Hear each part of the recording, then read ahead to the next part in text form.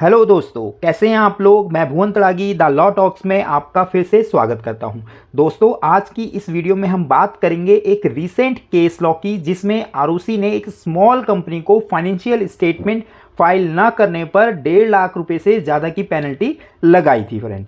तो दोस्तों, पूरा केस समझने के लिए वीडियो को एंड तक जरूर देखिए और ऐसे ही मेरे साथ जुड़े रहने और इन्फॉर्मेटिव वीडियोस के लिए मेरे चैनल को सब्सक्राइब जरूर कर लेना। तो चलिए शुरू करते हैं आज की वीडियो। तो ये केस है आरओसी गुजरात दादर नगर हवेली का, और इसमें क्या मैटर हुआ है, violation of section 137(1) of the companies act 2013 का।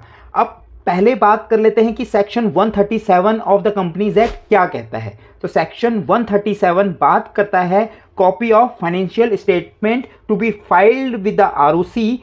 तो आरओसी में आपको क्या फाइल करना है, फाइनेंशियल स्टेटमेंट। और फाइनेंशियल स्टेटमेंट का क्या मतलब होता है फ्रेंड्स, तो financial statement includes balance sheet, PNL, अगर एनजीओ है तो income and expenditure statement, cash flow statement and other explanatory notes to accounts भी फाइनेंशियल स्टेटमेंट्स के अंदर इंक्लूड होते हैं फ्रेंड्स।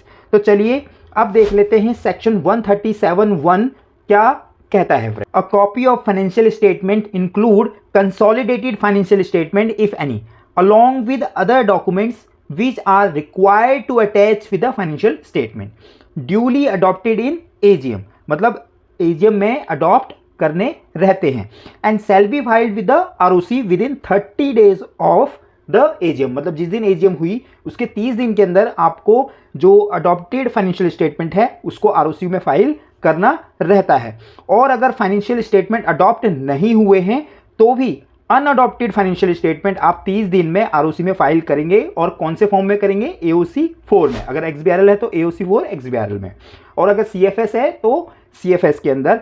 और 1% कंपनी को भी फाइनेंशियल स्टेटमेंट फाइल करना रहता है, जो कि उसका मेंबर अडॉप्ट करेगा और 180 दिन में फाइल करेगा from the closure of financial year. और दोस्तों, अगर कोई कंपनी की सब्सिडरी है जो कि इंडिया से बाहर है, उसके अकाउंट ऑडिटेड हुए हैं या नहीं हुए हैं, वो भी फाइनेंशियल स्टेटमेंट के साथ अटैच होंगे और वो भी आरओसी में फाइल होंगे फ्रेंड्स। अब देख लेते हैं कि इसका सबसेक्शन 2 क्या कहता है। अगर एजीएम नहीं होती है फिर भी आपको फाइनेंशियल स्टेटमेंट कंपनी की और जो अदर पेपर्स हैं वो फाइल करने रहते हैं, प्लस क्लैरिफिकेशन भी आपको देना होता है कि एजीएम क्यों नहीं हो रही है। आरओसी में बताना होगा विद इन 30 डेज के अंदर from the last day in which the AGM should have held. अच्छा, जो बैलेंस शीट अनअडॉप्टेड अगर कोई कंपनी फाइल करता है तो कितने दिन में आपको अडॉप्टेड वाली बैलेंस शीट फाइल करनी रहती है आरओसी में, इसका आंसर आप मुझे कमेंट में कर सकते हैं फ्रेंड्स। चलिए फिर से हम केस पे आते हैं यहाँ पे। तो जो ऑर्डर हुआ है वो है 22 मई 2023 में ये ऑर्डर हुआ है, जिसमें आरओसी ने एक प्राइवेट एनबीएफसी कंपनी को, जो कि गुजरात की है, Gangadhar leasing finance private limited, पर पेनल्टी लगाई है। तो चलिए देख लेते हैं इसके फैक्ट ऑफ द केस क्या हैं। तो आरओसी ने फाइनेंशियल ईयर 21-22 में ये पता लगाया कि कंपनी ने फाइनेंशियल ईयर 16-17 के financial statement with in 30 days file नहीं करे और अभी तक फाइल नहीं करे, और इस कारण आरओसी ने कंपनी पर पेनल्टी लगा दी, जो कि 2/11/2008 से, मतलब 30 दिन के बाद जो भी डेट थी फाइलिंग की उसके बाद से और अब तक जो उसने फाइल नहीं करा उस तक की पेनल्टी कंपनी पर लगा दी गई under section 137 subsection 3 of the companies act. Penalty का कौन सा प्रोविजन है, सेक्शन 137 सबसेक्शन 3। तो चलिए एक बार देख लेते हैं सबसेक्शन 3 क्या कहता है। अगर कंपनी फेल हो जाती है फाइनेंशियल स्टेटमेंट फाइल करना अंडर सेक्शन 137(1) और 2 within 30 days of AGM, company shall liable to penalty of 10,000 rupees, मतलब पेनल्टी उसको फिक्स है कि 10,000 की पेनल्टी लगेगी। और अगर कंटिन्यूइंग फेलियर है तो 100 रुपये पर डे जब तक कि फेलियर कंटिन्यू रहेगा, और मैक्सिमम लेकिन यहाँ पर है 2 लाख रुपए की पेनल्टी लगाई जाएगी। और एमडी और सीएफओ अगर ये दोनों नहीं है तो अदर डायरेक्टर जिसको रिस्पॉन्सिबिलिटी दी गई है कंपनी के द्वारा, अगर वो भी नहीं है तो सारे के सारे डायरेक्टर पर भी पेनल्टी लगाई जाएगी। और वो कितनी पेनल्टी है, 10,000 रुपये, और अगर कंटिन्यूइंग नेचर का है तो 100 रुपये पर डे, लेकिन मैक्सिमम यहाँ पे भी लिमिट है, कितनी है, 50,000 तक की पेनल्टी लगाई जाएगी।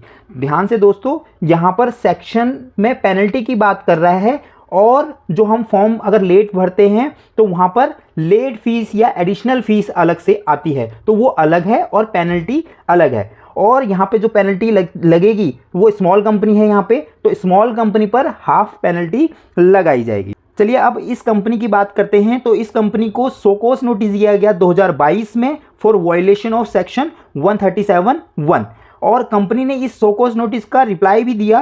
और क्या रिप्लाई दिया कंपनी ने, चलिए देख लेते हैं। तो कंपनी कहती है company is in process of compiling data for filing financial statement for financial year 2016 and 17, but due to Diwali it may take time, please grant us 2 months time and give us reasonable opportunity of being heard, ये company कहती है।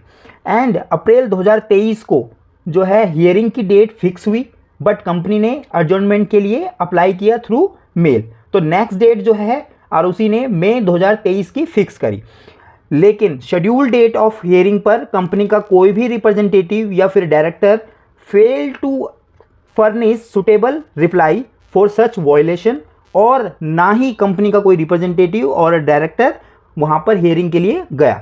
अब ROC ने क्या order दिया, चलिए एक बार देख लेते हैं। Adjudicating officer states with due regards to above factors it is noted that company ने अनफेयर एडवांटेजेस लिया और कंटिन्यूसली वो डिफ़ॉल्ट करता रहा।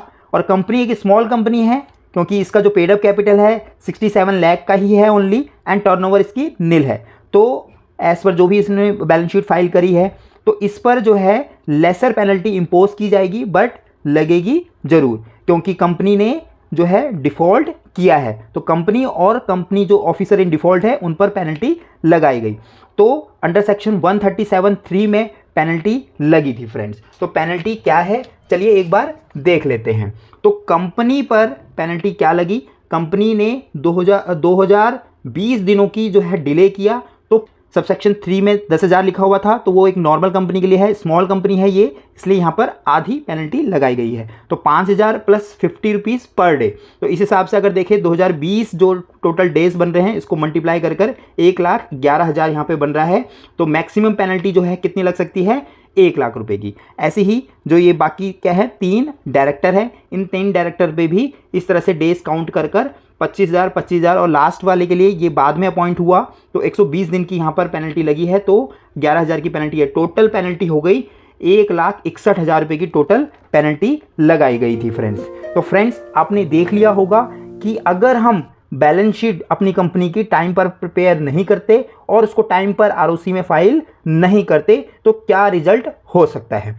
शायद इस केस में अगर कोई अच्छे सीएस या कंसल्टेंट की अगर मदद ली होती तो पेनल्टी का ऑर्डर नहीं आता दोस्तों। तो दोस्तों इस वीडियो का मकसद मेरा आपको डराना नहीं है, आपको टाइमली कंप्लायंस के लिए प्रोत्साहन देना है। और हाँ, हमें प्रोविज़न भी अच्छे से रिवाइज हो जाते हैं। आई होप आपको ये वीडियो अच्छी लगी होगी, आप मुझे कमेंट करके भी बता सकते हैं। चलिए फिर मिलते हैं एक नई वीडियो और एक नए टॉपिक के साथ, तब तक आप स्वस्थ रहे, सुरक्षित रहे। जय हिंद, बाय बाय।